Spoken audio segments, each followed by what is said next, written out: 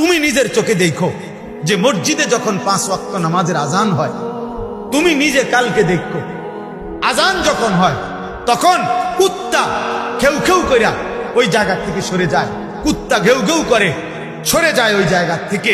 আর ইমানদার মুমিন সে মসজিদের দিকে ঢোকে নামাজ আদায় করতে। তাইলে যেই মুসলমানের পরিচয় দিয়ে এই বেটা আজান হইলে তুমি যখন সরে যাও নামাজ থেকে, চলে যাও অন্যদিকে, আর ইমানদার ঢোকে মসজিদে, তো তোমার এই আচরণ মসজিদে ঢুকছে যেই মুমিন মুসলমান তার মতো না ওই ঘেউ ঘেউ করেন না কুত্তার মতো, তুমি মিলাই দেখো। যদি মানুষ হয়ে থাকো, যদি মুসলমান মার দুধ খাইয়া থাকো, তো ভাইবা দেখো তুমি এটা কি করছো, তুমি কি করছো, তুমি দেখো।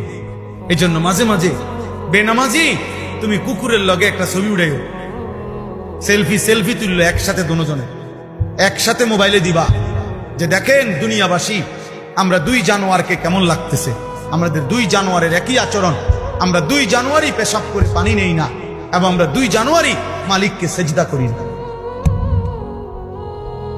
লজ্জা থাকলে তুমি হুজুরের লগে ছবি উড়াবা কিনা? হুজুর তোমার মতো বেনামাজি, তো হুজুরের লগে তুমি ছবি উড়ালে কি লাভ? তুমি উড়াবা জানোয়ারের সাথে, তুমি না বেনামাজি?